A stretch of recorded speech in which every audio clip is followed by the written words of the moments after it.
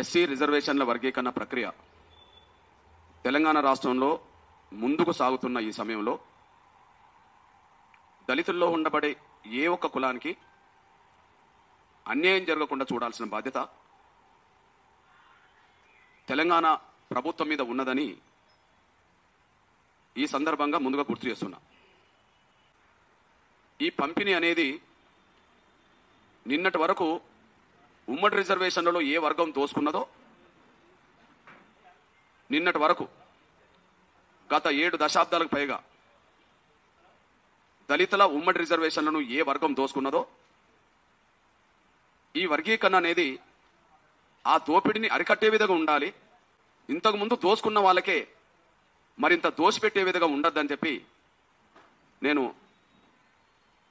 తెలంగాణ కాంగ్రెస్ ప్రభుత్వాన్ని, తెలంగాణ రాష్ట్ర ముఖ్యమంత్రిని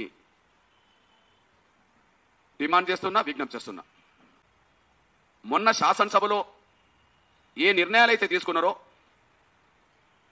వర్గీకరణ సూత్రాన్ని ముందుకు నడిపిస్తూనే మళ్ళీ దోసుకునే వర్గానికే మరింత దోసిపెట్టే విధంగానే ఆ ప్రక్రియ ముందుకు సాగుతున్నట్టు కనిపించింది. కానీ అన్యాయానికి గురైన వర్గాల ఆకాంక్షలను గుర్తించినట్టుగా, అవకాశాలు కోల్పోయిన వాళ్ళ అవకాశాలను అందించినట్టుగా కనిపించట్లేదనే విషయాన్ని నేను ప్రస్తుతం నా నేత కాని సామాజిక వర్గం పక్షాన వాళ్ళ ప్రెస్ మీట్లో పాల్గొంటూ ఏ వర్గానికి అన్యాయం జరగకుండా చూడడం కోసమే మా ఎంఆర్పిఎస్ కూడా అందరికీ న్యాయం దక్కాలనే దాని మీదనే మొదటి నుంచి మేము పాటుపడుతున్నాం, మాట్లాడుతున్నాం అనేసి కూడా గుర్తు చేస్తున్నా. ప్రస్తుతం ముందు పంపిణీలో అసమానతలు ఎలా ఉన్నాయో ముందుగా నేను నా నేతకాని వర్గం కంటే ముందు ఒక విషయం చెప్తాను. ఇప్పుడు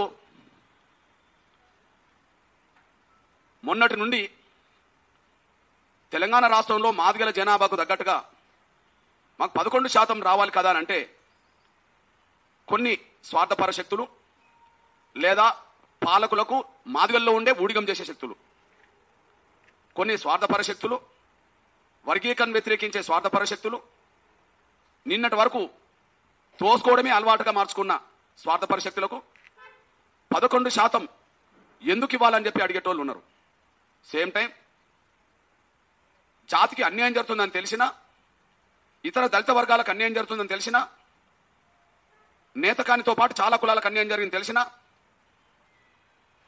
కేవలం స్వార్థ ప్రయోజనాల కోసం పాలకులకు ఊడిగం చేస్తే, పాలకులకు దగ్గరవుతే ఏదో కొన్ని వ్యక్తిగత ప్రయోజనాలు ఉంటాయనే దాని మీద జాతికి అన్యాయం జరిగినా పర్లేదని చెప్పి మాట్లాడే స్వార్థపరులకు ఒక విషయాన్ని గుర్తు చేస్తున్నా. నేను లెక్కల మాస్టర్ను కాను, కానీ ఏదన్నా ఒక ప్రాథమిక స్కూల్కి వెళ్ళి పిల్లల్ని అడుగుదాం. 2వ తరగతి పిల్లల్లో, 3వ తరగతి పిల్లల్లో, 4వ తరగతి పిల్లల్లో, 5వ తరగతి పిల్లల్లో అడుగుదాం. 15 లక్షల జనాభా ఉన్న మాలలకు, సింగిల్ క్యాస్ట్గా 15 లక్షల జనాభా గల మాలలకు 5% రిజర్వేషన్లు ఇస్తే అక్కడ ఒక 2వ తరగతి 3వ తరగతి చదువుకున్న ఒక రేవంత్ అనే పిల్లని అడుగుదాం.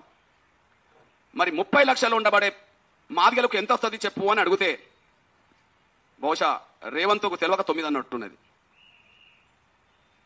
రేవంత్కు తెలియక 9 అంటున్నది. 15 లక్షలకు 5 ఇచ్చినప్పుడు 30 లక్షలకు తెలివి కల్లా లెక్కలు తెలుసుకున్న పిల్లోడు అయితే 10% అంటారు. ఇంకా అదనంగా 2 లక్షలకు పైగా ఉన్నది, మళ్ళీ 32 లక్షల చిల్లన్నది. మొదటి గ్రూపుకు కేటాయించేటప్పుడు 15 కులాలు కలిపి కూడా 1% ఇచ్చారు. 1,71,000కు 1% ఇచ్చారు.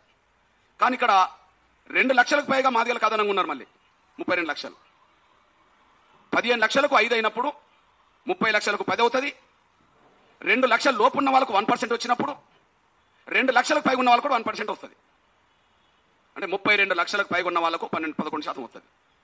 మరి 11% మాదిగలకు ఎలా వస్తుంది అనే వాళ్ళకు 15% ఉన్న 15 లక్షలు ఉన్న వాళ్ళకు 5% వచ్చినప్పుడు 32 లక్షలు ఉన్న జనాభా గల మాదిగలకు 11% రాకపోతే ఏ లెక్క ప్రకారం 9% వస్తాయో జవాబు చెప్పాల్సిన బాధ్యత ముందు ఉన్నది.